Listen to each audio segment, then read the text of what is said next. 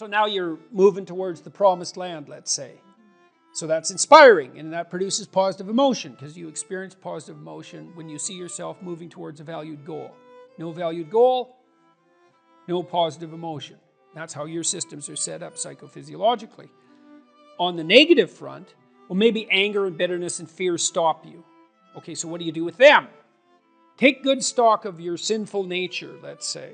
You know what temptations you're prone to and what knock you off the beaten track, and maybe you feel guilty about it. You know where your weaknesses are, and you probably have some idea of just what kind of hell you could inhabit if you let those weaknesses get the upper hand.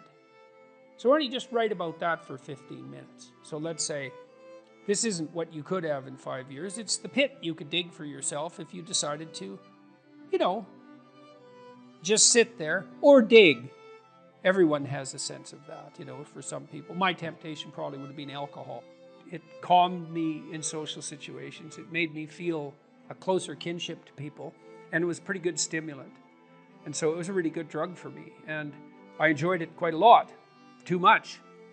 But I learned that I had better things to do. I wouldn't have stopped without better things to do. And what did you mean by better things to do? Well, I was writing my book, Maps of Meaning, when I was still carousing as a graduate student. I'd started to put my life together by that point quite a bit, but I was still a party animal and very social. But I found that I couldn't think hungover.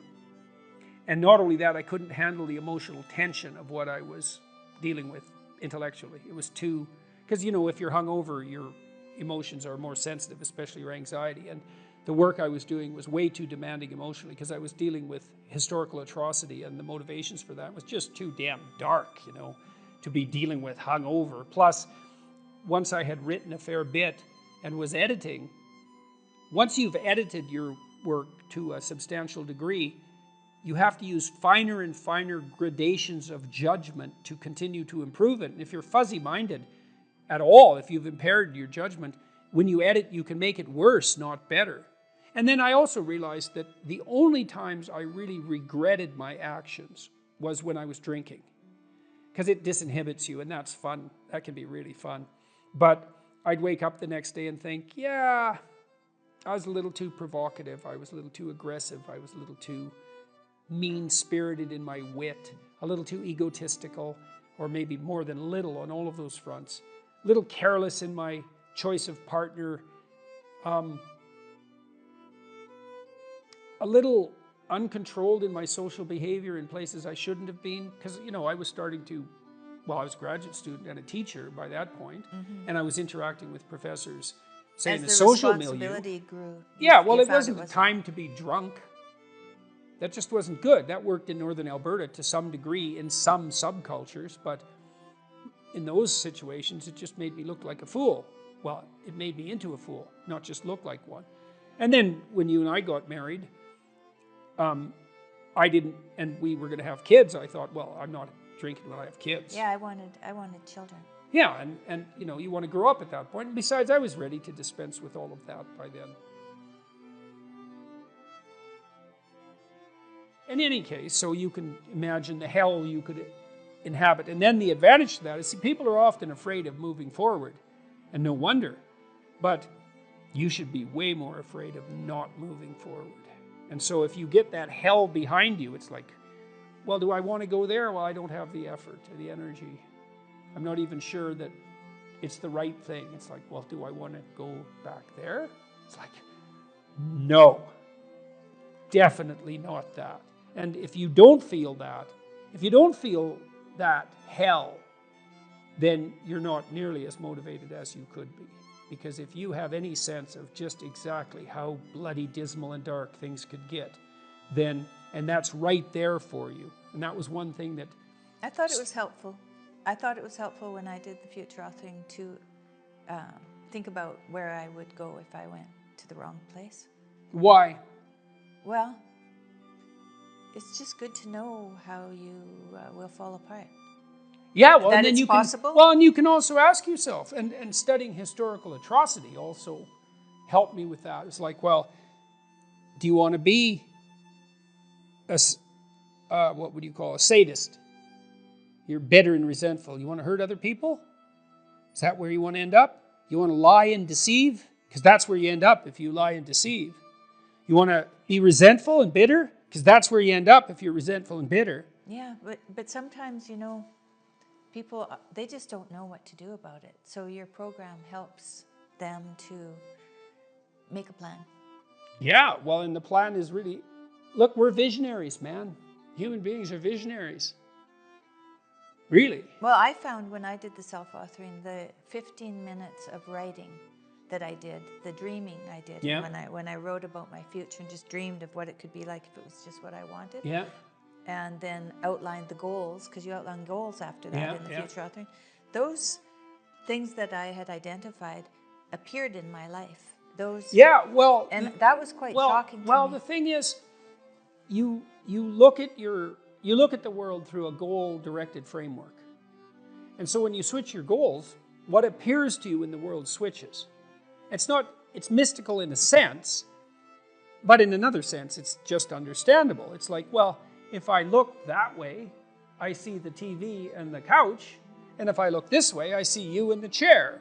Well, that's not that mysterious, but what I've done is I've changed the reality that manifests itself to me just by changing the direction of my orientation. Well, we do that metaphysically as well.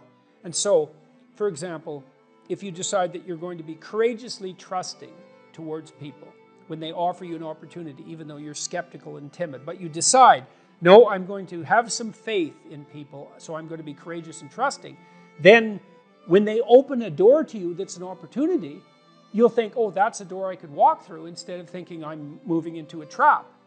And it's the same reality in some sense, but the way that you're interacting with it changes. Well, it can change. It can invert. It can change so radically that it barely looks like you're living in the same world.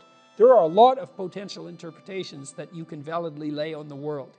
And some of them are extremely positive, and they still work. And wouldn't that be lovely if you could lay an incredibly positive vision on the world in a calculating and strategic manner, not an instrumental manner, right? Because you're aiming at something genuinely good, and that would work. And that is how the world works. One of the things I loved about my clinical practice, I loved this. It was so good, and I miss it. We were always working. The best parts of me and my client were working together to make everything about their lives better. And it worked. Like I had lots of female clients who tripled their income in 4 years. They didn't even think that was possible. It's like, well, I don't make enough money. I'm barely making ends meet, single mothers. I have no idea what to do. I don't like my job. It's like, well, let's make a plan here. What do you want?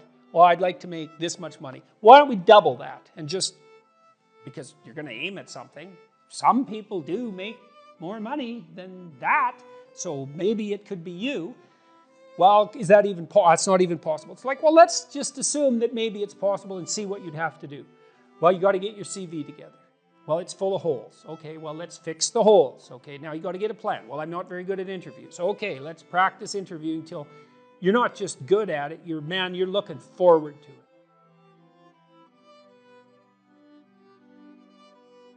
I had clients who were in such dire situations that all I could do was really help buffer them against that. But they were a minority. I wouldn't say more than 5% of my practice fell into that category. Everyone else, it was like just rapid improvement on all fronts, And that's such fun. And there isn't anything more practical. This is the thing, too. There is nothing more practical than developing a vision. It's not some pie-in-the-sky exercise. Without a vision, you're chaotic and fragmented and hopeless and disappointed, and someone can stop you just by putting up a single obstacle.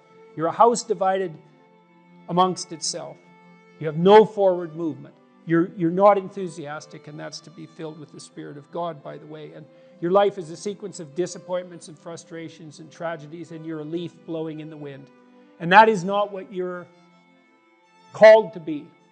That's not what you're called to be. You're called to be a visionary constructor of